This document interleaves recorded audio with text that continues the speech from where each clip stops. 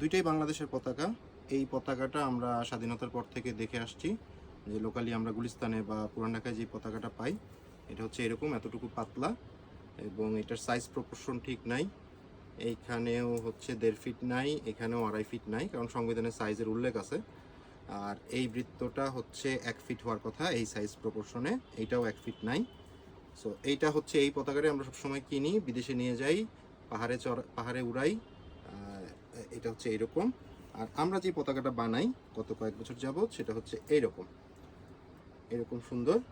এইটার প্রপোর্শন একদম পারফেক্ট, এইটা জাস্ট 1 ফিট। এবং আমাদের হচ্ছে যে বৃত্তটা কিন্তু একদম মাঝে না, একটু যেই পাশে হচ্ছে ডান্ডিটা যাবে, মানে বাঁশ বা কিছু ঢুকবে, পাইপ ঢুকবে, ওই দিকে লালটা একটু সরানো থাকবে, এই দিকে গ্যাপটা বেশি। এইটা হচ্ছে প্রপার প্রপোর্শন। আর হচ্ছে লাল সবুজের যে কম্বিনেশন, এটা একটা সংবিধানে কালার কোড দেওয়া আছে, সেই কালার কোড দিলে যেই কালারটা আসে এটা হচ্ছে এইটা একদম অরিজিনাল কালার, এইটাই হয়।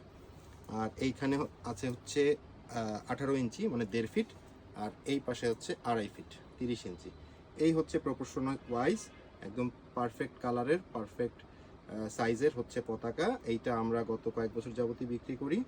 এইটা না, এইটা বিক্রি করি। এইটা হচ্ছে এইবার এটার দাম হচ্ছে 400 টাকা। দেশে বা দেশের বাইরে অনেকেই আমাদের কাছ থেকে নিয়ে যান এই পতাকাটা। সো এইটা এখন থেকে অ্যাভেলেবেল পাওয়া যাচ্ছে আবার।